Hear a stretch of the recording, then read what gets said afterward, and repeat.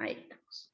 Bien, continuamos en este mini recreo que tuvimos. Bien, entonces, habíamos dicho, ¿sí?, que el campo, ¿sí?, es aquellas especies de esferas que componen a la sociedad. Por eso él define a la sociedad como el conjunto de campos. Bien, cada campo es único y específico. Eso es lo que ustedes tienen que saber. Y por eso hace que cada agente ocupe en dicho campo un lugar que puede no ocupar en otro campo. ¿Sí? ¿Por qué? Porque va a estar de acuerdo a estas cartas que la vida le ha dado, que son el capital. ¿Bien? A cada uno de estos campos, es decir, a esta especie de microcosmos de esferas, les corresponden un cierto hábitos. Y acá viene una de las nociones centrales de su obra, ¿sí?, por una de las que es más famoso. Hábitos. ¿Bien? Voy a explicar antes esto, que viene a colación, y después explico el hábitus de clase. Sí. Tiene que ver con el hábitus de clase, sí. Que lo vimos la clase pasada, Cipri, así es. Bien. Hay un campo que es el campo que todos quieren tener, el campo en el cual todos los agentes cuidada y vamos a decir acomodada. ¿Bien? Ese es el campo del poder. El campo del poder es el campo donde los agentes luchan por el poder del Estado. ¿Bien? Recordemos que el Estado es esta organización, ¿sí?, social, esta estructura que permite a las sociedades, ¿sí?, organizarse, plantearse ciertos objetivos, como el bien común y demás. ¿Bien? El Estado tiene cierto poder, o sea, este campo de poder es el campo del poder del Estado, ¿sí? El Estado en este campo es fundamental. ¿Por qué? Porque es quien puede tomar decisiones con respecto a otros campos, ¿bien?, o a los capitales que los agentes tengan, y también porque es el que tiene el control de la reproducción. Y esto es así. Pierre Bourdieu entiende que ciertas instituciones del Estado, como por ejemplo la escuela, hacen que las distinciones de clase, las formas de ser, estos hábitos, se reproduzcan, se pasen de una generación a generación, de un agente a otro, ¿bien?, y que nada cambie. Entonces todos queremos ser dueños de este poder porque nos permitiría ubicarnos socialmente en un lugar más cómodo, ¿sí? Por eso el campo del poder es el campo que todos los agentes desean estar bien ubicados, ¿sí? Porque el Estado tiene la facultad para modificar la vida social de estos agentes. Entonces, ¿la va a modificar a mi beneficio o la va a modificar a mi pérdida? Y bueno, por eso, para pensar en esto, podemos pensar en las últimas elecciones presidenciales y las anteriores. ¿Bien? ¿Qué decisiones fueron tomando los distintos gobernantes en torno a el beneficio de su propia clase o no? ¿Sí? Entonces, todos quieren tener quieren estar bien ubicados en el campo de poder, porque les habilita, ¿sí?, reforzar o ganar más capital. ¿Tá? Y como sabemos, esta vida es un juego donde todos queremos más capital, más cartas, ¿sí? Eso para que lo pensemos. Ahora, volviendo a que cada campo hay un habitus, ¿bien? Esta es la definición de Pierre Bourdieu de habitus, ¿sí? Puede ser un trabalengua, podría ser, ¿sí? Es el sistema de disposiciones duraderas y transmisibles, estructuras estructurantes. Ahora ustedes me dicen, sí, profe, era un trabalengua. Vamos por partes, ¿qué le parece? ¿Bien? Vamos por la primera parte, sistema de disposiciones duraderas y transmisibles. ¿Bien? ¿Qué quiere decir con esto? Este habitus, ¿bien?, es lo que Vamos a empezar por algo anterior, ¿bien?, para que entiendan por qué él habla tanto de estructura. Pierre Bourdieu es un estructuralista un poquito especial, ¿sí? No es un estructuralista puro, ¿bien?, el estructuralismo como corriente filosófica. Para él, para los estructuralistas puros, ¿bien?, las estructuras existen per se y no pueden cambiar, ¿bien? Pero Pierre Bourdieu tiene otra perspectiva. Él cree que es un estructuralista más constructivista. ¿Bien? ¿Por qué? Porque sí existen las estructuras que organizan el mundo, es decir, los espacios sociales se organizan en ciertas estructuras, como puede ser la familia, ¿bien? Pero son sociales, es decir, son históricas y pueden cambiarse. Entonces, para Pierre Bourdieu existe esta dicotomía entre lo que es permanente en los agentes y aquello que es el entorno cultural, de relaciones sociales de existencia, ¿sí? Entonces, por eso él construye esta noción de hábitus, porque tiene que resolver esta dicotomía de, en los agentes hay algo que viene, ¿no?, que está estructurado, pero también está esta posibilidad de acción. Pero él es un estructuralista y dice, y se pregunta, pero ¿cómo puede ser? Bueno, entonces él va a decir que esta dicotomía, el hábitus, ¿sí?, es nuestra forma de pensar, de ser, de sensaciones duraderas, ¿bien? Duran a lo largo de nuestra existencia. Y esas disposiciones son transmisibles, ¿sí? Por eso la clase pasada hablábamos de hábitos de clase, ¿no? Son transmisibles, las podemos pasar a alguien más, ¿bien? Entonces, son estas estructuras que nosotros tenemos para nuestra organización de mundo, porque son estructuras que están estructuradas de una forma, por eso estructuras estructuradas, ¿sí?, que pueden servir para generar otras estructuras estructurantes, ¿bien? Entonces, este hábitus se nos incorpora en determinadas situaciones específicas, ¿sí? Y estas situaciones son el famoso proceso de socialización. Nosotros somos seres sociales, venimos al mundo y necesitamos de nuestros pares, ¿sí?, y de nuestros adultos, porque nacemos como seres incompletos. Nuestro cerebro nace sin estar completamente desarrollado, por lo que necesitamos del cuidado de otro, ¿bien? O sea, Mowgli lo hubieran comido los lobos, punto. O sea, así de sencillo, ¿sí? Entonces, mediante mecanismos familiares, sociales, ¿sí?, y educativos, es decir, la escuela, los agentes, los individuos, empiezan a entender cómo funciona el mundo. ¿Y qué incorporan en este proceso de socialización? Y reglas, normas, ¿sí?, valores, creencias. Pero esas creencias, esas reglas, esos valores, no van a ser de cualquier cosa, de cualquier lado, sino van a ser propios de ese grupo que lo está criando, básicamente, al que se está incorporando. Entonces ahí se dan las diferencias culturales, ¿bien? Entonces cada cultura va a enseñar, ¿bien? Entonces, lo que nos pasa con este hábito, ¿se entiende hasta acá? El hábitus es esto, pensemos, dejémoslo en esto, va a poner la palabra estructura en algún lado, ¿sí? Forma de sentir, de actuar, de ser, de percibir el mundo que nos rodea, ¿bien? ¿Se entiende? ¿Me explico, mejor dicho? Bien, ahora, se nos hace, hábitus, se hace natural, ¿sí?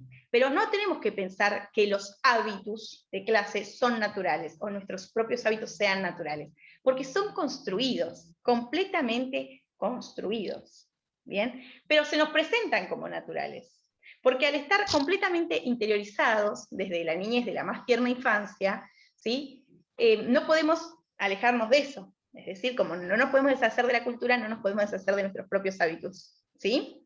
Entonces, estos hábitos son los que van a generar, ¿sí?, distintas prácticas que hacen, que se traducen, ¿sí?, en las distintas elecciones, y eso es lo que en la clase pasada nosotros habíamos adelantado como hábitos de clase, ¿no?, que cada clase tiene ciertos gustos que le son propios y particulares. ¿Y por qué? Porque son así aprendidos, ¿bien? Entonces, el hábitus, en esto de ser estructura estructurante, ¿sí?, que puede funcionar de otra forma, es este producto de las estructuras que ya existen cuando nosotros llegamos al mundo, ¿bien?, pero que a la vez nosotros mismos reproducimos. Y es lo que yo siempre les pongo este ejemplo, lo que se puede entender del agua, ¿bien? En una pecera, Pri, perdóname, pero no te escuché. Sí, ¿Vos me sí, se le debe haber silbado a ella, Pri. Ah, ahí está, ahí volvimos, volvimos. No sabía si me escuchabas, porque me decías que no me escuchabas. ¿Ahora me escuchás? Sí. Genial. No, lo que te quería preguntar era si los hábitos se crean a partir del capital económico, social y... ¿Se escuchó? Sí, los hábitos, nosotros nos insertamos en el mundo, vamos a pertenecer a la clase social que pertenece a nosotros, socializan. Entonces, esos capital, ¿bien? El hábitus que mis padres tuvieron que ver con el capital que ellos han tenido, recordemos que nosotros podemos como un gran capital, y eso nos ubica en un gran espacio social de una forma. Si ahora nosotros pensamos desde el campo, bueno, en el campo de lo académico nos ubicamos en un acceso más, o sea, por la fuerza de su trabajo y de incrementar el capital de la universidad, por ejemplo, ¿Bien? Entonces siempre el hábitus va a estar dado, nuestras elecciones van a estar dadas, obviamente, por lo que adquirimos de nuestras familias. Este hábitus se hereda. Bien, se lo estás transmitiendo a tu criatura, ¿sí? Alta tarea te dejan. Gracias. ¿Está bien? Entonces, en que yo pongo, es para que ustedes entiendan, cuando yo me refiero al hábito como esta forma de ser, de sentir, es esto en una pecera. Pero si es un pez de agua dulce y está nadando en agua salada, va a morir. ¿Bien? Porque su pecera debería ser distinta. ¿Bien? El hábitus es aquello que nos permite nadar en la pecera sin morir, ¿sí? Aunque sea agua dulce o agua salada. Que hace que se sustenta en nuestro capital para poder manejarnos en la vida. ¿Bien? Por eso, como peces en el agua. No lo sentimos, porque no estamos, se nos hace propio. ¿Sí? Ahora, otro de los, ya estamos terminando, lo prometo. Venimos, ¿está muy cansada, chicas? No, vengo bien. Ah, bueno. Bien, rapidito posible. Bien. Otro de los conceptos interesantes en la obra de Pierre Bourdieu es la violencia simbólica. Y tiene mucho que ver, como siempre, con todo tomo tras tomo de sus escritos, ¿no? Y como que siempre va retomando lo que escribió anteriormente. Entonces, él se pregunta por la dominación, el concepto de violencia simbólica, para comprender por qué existen dominados y dominantes. ¿Bien? Entonces, lo que va a pasar es que, según él, es que los dominados van a buscar adquirir este hábitus de las otras clases y van a aceptarlo, ¿bien? Aceptan la visión del mundo, ¿sí? Que le proponen los dominantes. Y esa visión del mundo se va a presentar como lo que es natural y lo que es correcto, ¿bien?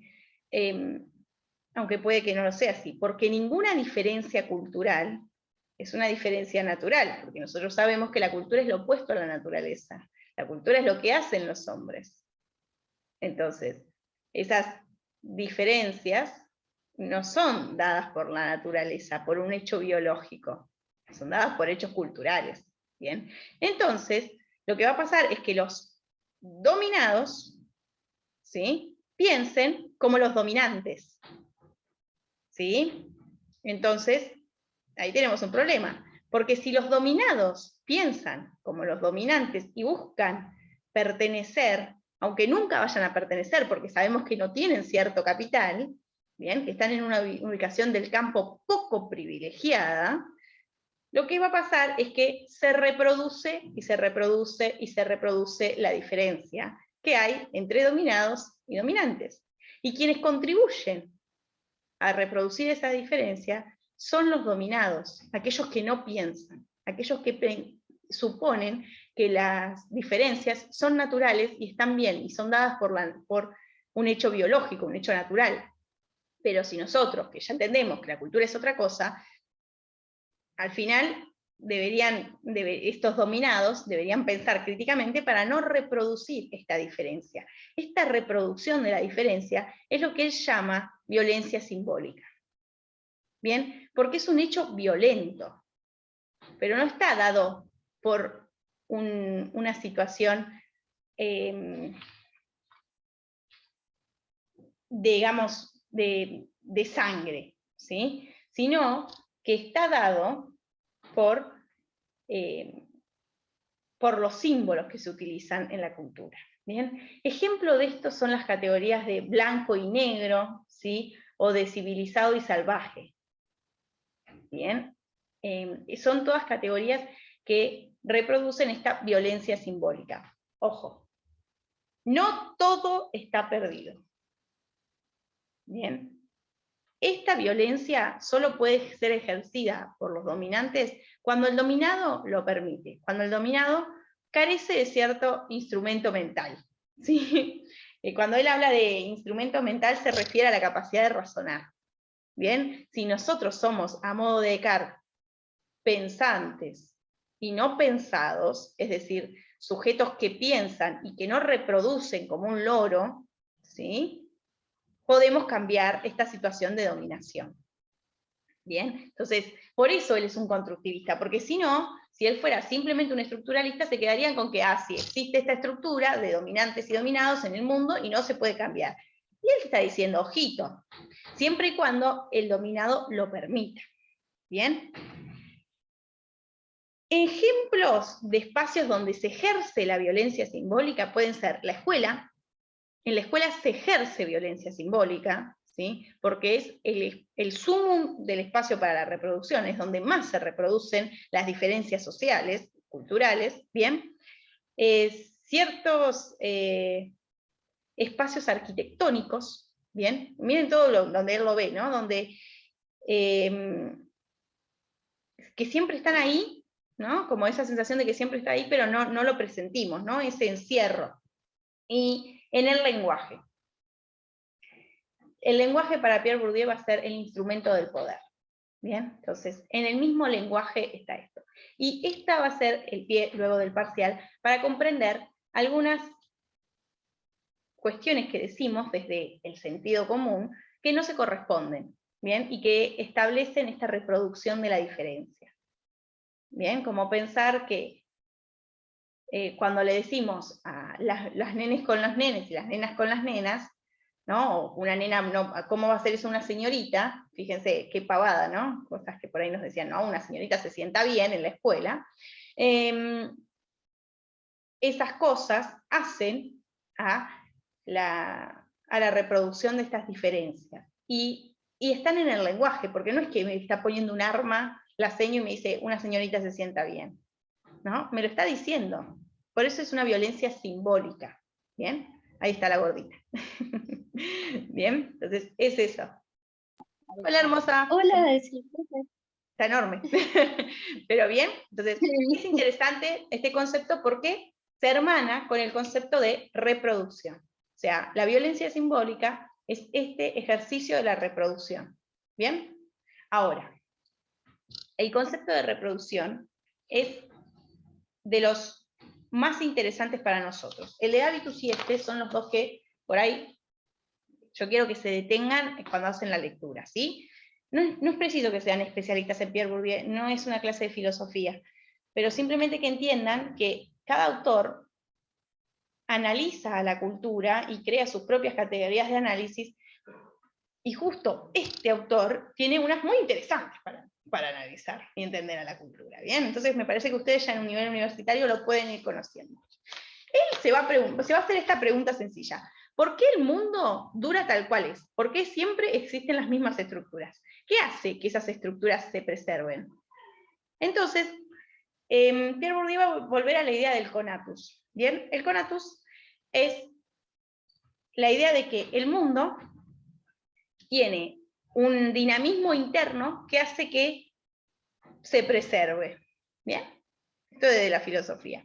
Entonces él va a decir, este conatus se da por los agentes, porque los agentes son los que recrean de forma continua ciertas actitudes, disposiciones y conocimientos, y que se producen de una generación en otra, lo que nosotros hablamos recién como hábitos. Entonces son los agentes los que reproducen, ¿sí? Y hacen que el mundo sea tal cual es. Entonces fíjense qué interesante la idea de praxis en esto, ¿no? Entonces, si son los agentes quienes son los que reproducen ciertos hábitos, bueno, ¿qué pasaría si esos agentes se pensaran?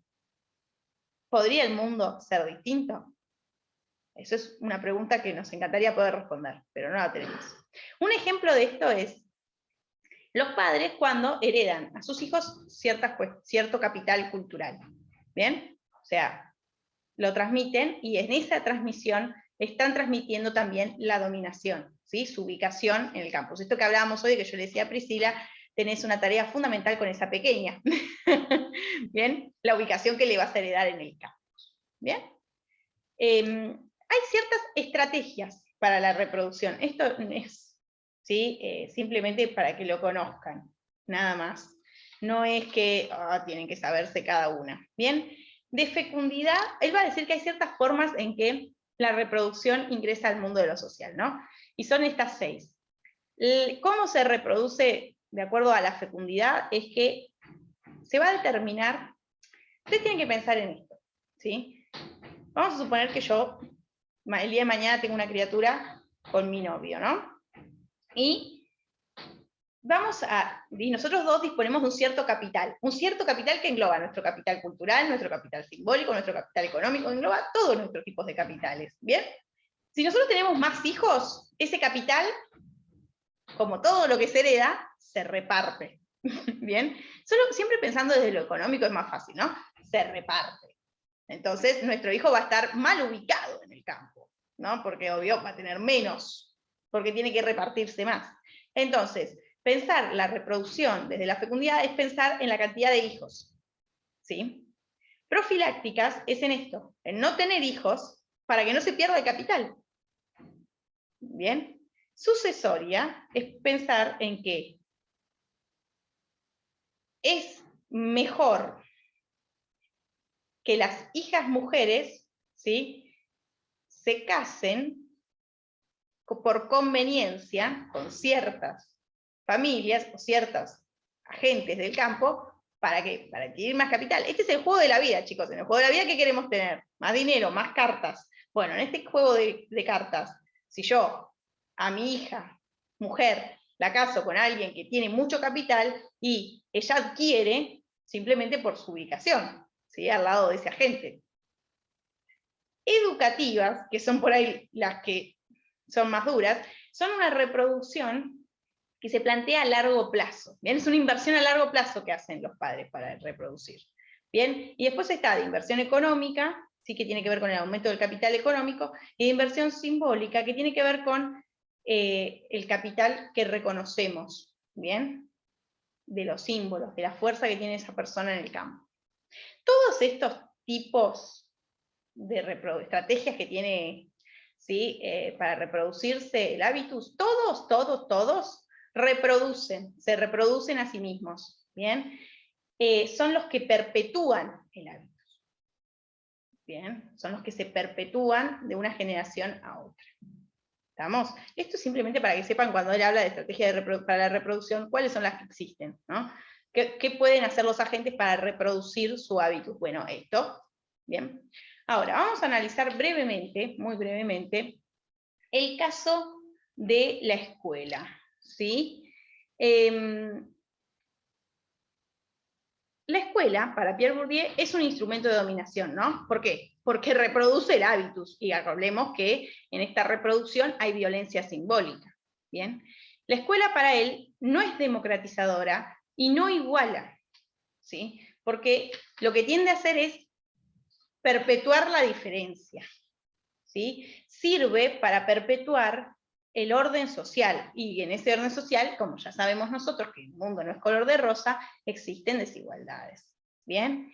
En su libro Los herederos, él va a analizar cómo el sistema universitario elimina a los hijos, ¿sí?, de las clases menos favorecidas de la universidad, ¿no? Entonces, sí es cierto, todos pueden acceder a la universidad, pero al interior de la universidad lo que va a pasar es que los hijos de ciertos agentes no van a poder subsistir en ese campo.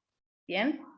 Entonces, es interesante que él piense a la escuela como un instrumento de dominación, ¿no?, donde hay una batalla por el poder, porque en la escuela se da los actos pedagógicos, como el de ahora, como nosotros estamos llegando, ¿bien? Un acto pedagógico requiere en sí mismo un acto de imposición, es decir, un docente que impone sus ideas o las ideas de la clase dominante de una forma sutil, tan sutil que parece natural, ¿bien? Y muy eficaz, y lo que está imponiendo es la cultura de la clase dominante, ¿sí? Por eso él lo llama instrumento de dominación. ¿Bien? Este instrumento es así que tiende a homogeneizar, ¿bien?, a que los sujetos dominados no piensen en su dominación y reproduzcan su hábitus para seguir siendo dominados. ¿Bien? Todo esto se va a reproducir en lo cotidiano, en el día a día de la escuela. El acceso va a ser desigual y por eso va a haber privilegios, y bueno, y así va a ser la cultura.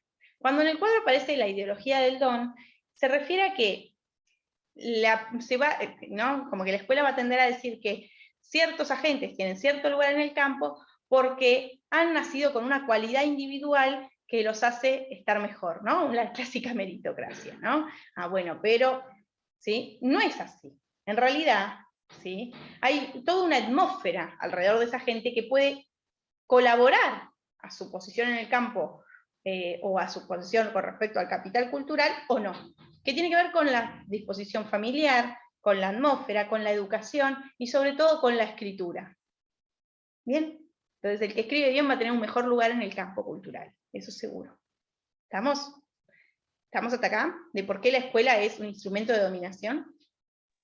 Sí, profe. Esto es interesante analizarlo en lo que pasó acá en la Argentina, ¿sí? En el 80 y el 90, ¿sí?, del siglo pasado, nuestro país vivió un gran flujo inmigratorio, ¿no? Entonces, fue preciso establecer una ley de educación común para que todos hablaran el mismo idioma, mínimamente, ¿no? Poder gobernar. Gobernar es educar. Bueno, esta ley, ¿sí?, que se sanciona, tiene su sustento filosófico en lo que es el normalismo, ¿sí?, que tiene que ver con las escuelas normales, las maestras normales de guardapolvo blanco, la maestra de Mafalda, ¿bien? Entonces, no era que solo que todos más o menos estuvieran en un mismo lugar, sino que todos se identificaran con ciertos símbolos, ciertos signos. La idea de la escuela era ordenar, ¿bien? Que todos sepan el himno, que todos sepan que es una escarapela, es la época de los próceres, los grandes próceres, ¿no? ¿Por qué? Porque teníamos que construir nuestra identidad nacional. Pensemos que todos bajaban de los barcos, traían lo suyo, y esto era un cotolengo. Entonces, por eso buscan la idea de decir, bueno, nuestro ser nacional es esto. Acá es cuando se reivindica la figura del gaucho, ese mismo gaucho que habíamos dicho que era un bárbaro, ¿sí? Y que Sarmiento había dicho en Facundo, matemos a todos los caudillos. ¿Ven? Fíjense. Entonces, la escuela pública proporcionaba estos valores que estaban buenos, bien culturales, para que se pueda organizar nuestra nación, nuestro Estado nacional incipiente. Pero también imponía de una forma simbólica. ¿Qué cosa? Y las ideas de la clase dominante, quienes eran los que gobernaban el país, las ideas de Argentino Roca, de Julio Argentino Roca. Entonces, el indígena va a ser considerado de una forma, el anarquista va a ser considerado de una forma, ¿sí? No van a ser bien considerados. Entonces, así, la cultura se va entretejiendo, entrelazando, de una forma que está para pensarse. Pero en el espacio de la escuela no se brinda esa posibilidad de pensar. ¿Bien? Ahora, ojo, porque si bien Pierre Bourdieu dice la escuela es un espacio de dominación, ¿sí?, es un instrumento de la dominación, no es que dice la escuela está terrible. Pierre Bourdieu defiende a muerte la educación pública, ¿sí? Lo que él dice es que la educación debe incluir a todos en la cultura y no simplemente transmitir los valores culturales de una clase, ¿sí? Y lo más importante para él es que lo que deben adquirir estos agentes es la capacidad de leer y escribir, ¿bien? Sí, porque eso trae consigo la capacidad de pensar. Él dice que si los agentes logran adquirir esta lectoescritura, ¿sí?, lo que van a poder adquirir es la posibilidad del cambio, ¿sí? Van a poder ser portadores del cambio, se van a saber a sí mismos como portadores del cambio. En la escuela también existe esta posibilidad, así como es el gran instrumento de la dominación, ¿sí?, también es el lugar donde los agentes podrían entenderse de otra forma. ¿Bien? Por eso es interesante pensar el caso argentino, porque nuestra historia nos da ejemplo para todo. ¿Sí? Y acá tenemos uno. Bueno, sí, la escuela es reproductora. ¿Y cómo? ¿A qué nivel? Y porque necesitaba ser organizado el Estado Nacional. ¿Sí? Ahora, a modo de síntesis, y no, para no volver a engancharnos en una próxima reunión, acá está en este cuadrito muy hermoso y breve, todos los conceptos que estuvimos analizando en este encuentro, ¿sí? El campo, como ese espacio de lucha por el capital simbólico, ese campo donde se ubican los agentes, estos agentes que tienen ciertas formas de pensar y actuar, que son el hábitus, y que también ocupan distintos espacios sociales, ¿sí? Recordemos que en este hábitus es donde se naturalizan las características sociales y también donde se dan las reproducciones de las diferencias culturales. ¿Bien? Eso es lo que tenemos, esto es lo que tenemos que saber de Pierre Bourdieu, lo que aparece en este cuadro, ¿bien? Pero fíjense que si yo no explico ciertas cuestiones previas, como qué es el espacio social o quién es un agente, no podemos avanzar sobre el concepto quizás que a nosotros más nos interesa, que es el de reproducción o el de violencia simbólica o el de hábitos. ¿Sí? Sí, pero Sí. Perfecto. Mar, ¿cómo nos fuimos con esto? No, la verdad que bien. Creo que si lo hubiese agarrado sin clase, sí, ya estaba teniendo una clase de emergencia. No. Pero viéndolo así es un poco más entendible. Hay algunos escritos que, la verdad que, algunos escritores que cuando los lees meramente son un poco Sí, más complicados. Claro, por eso hacemos este encuentro previo. Yo quiero dejar grabado, ¿sí? Que agradezco un montón la presencia de las tres, de Priscila, de su niña y tuya, Mar, para conmigo, lo agradezco un montón, y bueno, ya habíamos organizado lo que va a estar disponible para esta clase, tienen la lectura y descargarse este material de síntesis que yo voy a dejar disponible en el campus, ¿sí? Perfecto. Bueno, cualquier duda, como siempre, en cafetería, por mensaje privado y demás, y también va a estar disponible el espacio de consulta preparcial, ¿sí? Perfecto. Bueno, les agradezco un montón nuevamente que se hayan conectado y a esta hora, y bueno, estamos en contacto, ¿sí? gracias. Adiós, chao chicas, Nos vemos. nos vemos, ay hermosa que es, adiós, chao, más linda.